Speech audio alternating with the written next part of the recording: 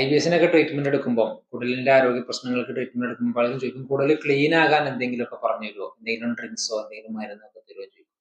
ചില ആളുകൾ പറയും കുടൽ ഞാൻ ഇടയ്ക്കിടയ്ക്ക് ക്ലീൻ ആക്കും, വയറിളക്കാനുള്ള മരുന്ന് കഴിച്ചിട്ട് ഇടയ്ക്കിടയ്ക്ക് കുടൽ ക്ലീൻ ആക്കാറുണ്ട്.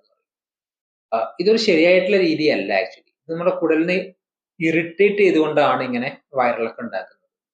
നമുക്ക് കുടൽ ക്ലീൻ ആക്കാൻ ഒരു കാര്യം ചെയ്താൽ മതി. എന്താ ചെയ്യണ്ടേ?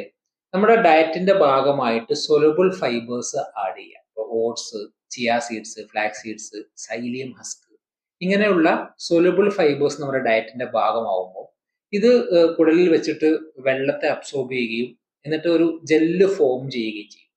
ഇത് കുടലിലൂടെ മൂവ് ചെയ്യുമ്പോൾ തന്നെ നല്ലൊരു ക്ലീനിങ് കുടലിൽ നടക്കും. ഇങ്ങനെ മാത്രമല്ല, ഈ സൊലബിൾ ഫൈബേഴ്സ് നമ്മുടെ വൻകുടലിലെ നല്ല ബാക്ടീരിയാസ് ദഹിപ്പിക്കുന്ന സമയത്ത് കുടലിന്റെ ഏറ്റവും ഇമ്പോർട്ടന്റ് ആയിട്ടുള്ള ഷോർട്ട് ചെയിൻ ഫാറ്റി ആസിഡ്സ് ഉണ്ടാകും. ബ്യൂട്ടറേറ്റ് പോലെയുള്ള ഷോർട്ട് ചെയിൻ ഫാറ്റി ആസിഡ്സ്. ഇത് നമ്മുടെ കുടലിന്റെ നീർക്കെട്ട് കുറയാൻ, കുടലിന്റെ ഭിത്തി നല്ല ടൈറ്റ് ആയിട്ടുള്ള ഭിത്തിയാകാൻ, അതിന്റെ ആരോഗ്യം വർദ്ധിപ്പിക്കാനൊക്കെ ഏറ്റവും പ്രധാനപ്പെട്ട ഒന്നാണ്. അപ്പൊ നമ്മൾ കുടലിനെ ക്ലീൻ ചെയ്യേണ്ടത് ഈ രൂപത്തിലാണ് എന്നുള്ളത് മനസ്സിലാക്കുക.